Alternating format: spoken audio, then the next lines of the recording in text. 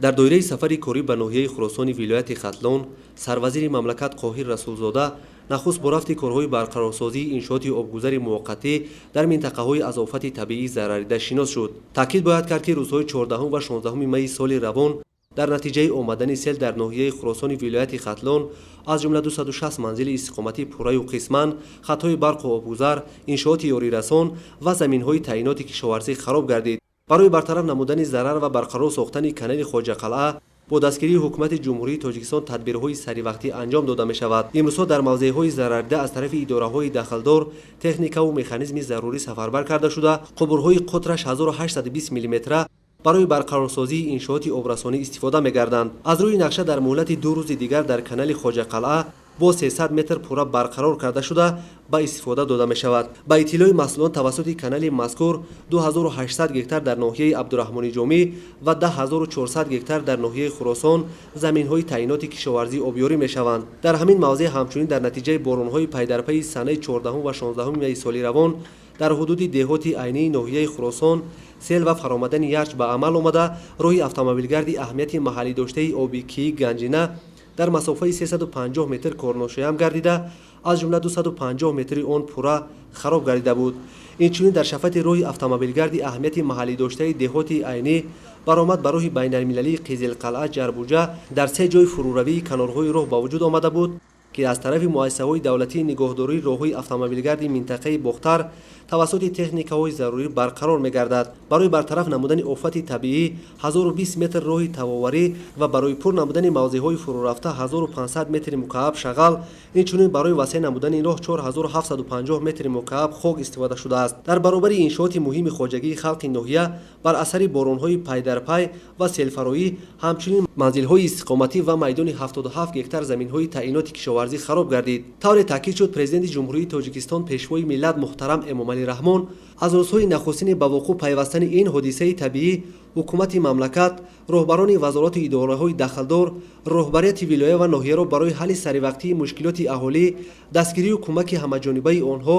ва саривақт барқарор сохтани иншооти зарарида вазифадор намуда буданд ва дар навбати аввал ба мардуми зараридаи ин ноҳия иловатан ба маводи хӯрокворию доруворӣ 370 тонна семент, 370 метри куби тахта, 3700 дона шифер ва 74 тонна арматура кӯмак дастрас намуданд. дар мавзеъҳои алоҳида сарвазири мамлакат зимни вухӯрӣ ба аҳолии зарарида таъкид намуданд, ки дар доираи дастуру супоришҳои пешвои муаззами миллат муҳтарам Эмомалӣ Раҳмон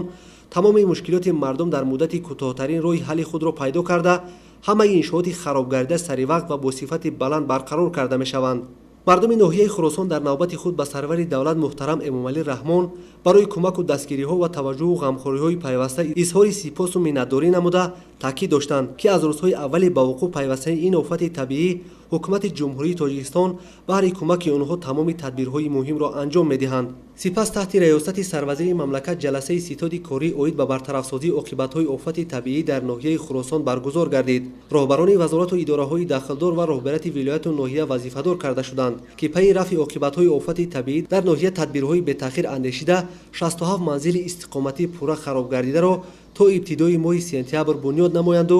ба соҳибонашон супоранд. ҳамчунин вазифа гузошта шуд, ки барои ҳар чӣ зудтар бартараф намудани дигар оқибатҳои офати табиӣ, аз ҷумла таъмиру бартарафсозии иншооти соҳаҳои муҳими хоҷагии халқ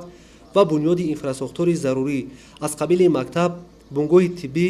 роҳ, иншооти обрасонӣ, хатҳои интиқоли нерӯи барқ ва ғайра тадбирҳои зарурӣ андешида шуда, дар кӯтоҳтарин муҳлат хусусан иншооти барқу обрасонӣ барқарор карда шаванд. хотиррасон мешавем, ки худи ҳамин рӯз аз ҷониби сарвазири мамлакат ба оилаҳои бар асари офати табиӣ зараридаи ноҳияи Хуросон ҳамчунин кӯмаки иловатан маводи хӯрокворӣ дастрас карда шуд. ҳамчунин дар доираи сафари корӣ ба ноҳияи Хуросони вилояти Хатлон, сарвазири мамлакат Қоҳир Расулзода бо рафти татбиқи лоиҳаи сохтмон ва навсозии шоҳроҳи Душанбе Бохтар шинос шуд. мавриди зикр аст, ки ҷараёни корҳои сохтмонӣ дар шоҳроҳи Душанбе Бохтар моҳи октябри соли 2017 оғоз гардида то кунун идома дорад. мувофиқи нақша, марҳилаи аввали лоиҳаи сохтмон ва навсозии роҳи автомобилгарди Душанбе Бохтар 33,2 ва марҳилаи дуюми лоиҳа бошад 39,6 километрро дар бар мегирад. طبق نقشه در مرحله یکم ساختمانی 4.69 قبور و در مرحله دوم ساختمانی یک پل با درازی 331 متر و تعمیر 8 پل، 46 عدد قبوری آبگذر، موضع‌های چارواگذر، 18 عدد ایستگاه، 3 عدد گذرگاه و وسیع کردن راه در نظر داشته شده راه автомобилгарди душанбе бохтар از دو سمت حرکت به 4 خط حرکت رسانیده می شود. همچنین در منطقه‌های اهالی نشین در دایره لایحه چراغان‌کنی دو طرف راه در نظر داشته شده است. موافق نقشه پیش بینی شده پهنایی راه از 16 تا 25 متر را تشکیل نموده پس از تطبیق لایحه راه از کاتگوری سیوم به کاتگوری 1B گذرانیده می شود. با صفت کارها چون سمت اساسی طلبات دقت خاصه روانه کرده شده بعد انجام یافتن ساختمان در هر قطعه صفت کار با استفاده از تجهیزات مخصوص ساحوی سنجیده می شود. در دایره سیاست بنیادکارانه راهبریت دولت و حکومت جمهوری تاجیکستان جهتی در انشاءات تعیینات گوناگون ساخته شونده جلب هرچی بیشتری ساکنان محلی در تطبیق لایحه ساختمان و نوسازی راه автомобилгарди دوشنبه بختر نیز بیشتر ساکنان محلی با کار جلب کرده شدند. این تدبیر اینک در برابری با شغل دائمی تامین شدن ساکنان مملکت همزمان امکان می‌دهد که ملکه کسبی متخصصان محلی غنی گشته برای آینده در بنیاد دیگر انشاءات فعالیت کردن زمینه سازگار و فراهم می‌آورد. برآمدن از بنبست کمونیکاسیونی یکی از هدف‌های استراتژیکی در جمهوری تاجیکستان به حساب رفته برای صفتاً بهتر نمودن راه‌های اهمیت جمهوریوی و بین‌المللی داشته از سال 2011 برنامه مقصدناک دولتی رشد کمپلکس نقلیاتی جمهوری تاجیکستان تا سال 2025 عملی می‌گردد که طبق آن در حدود جمهوری بنیاد و تجدید راه‌ها و دیگر انشاءات ساحه ادامه دارد.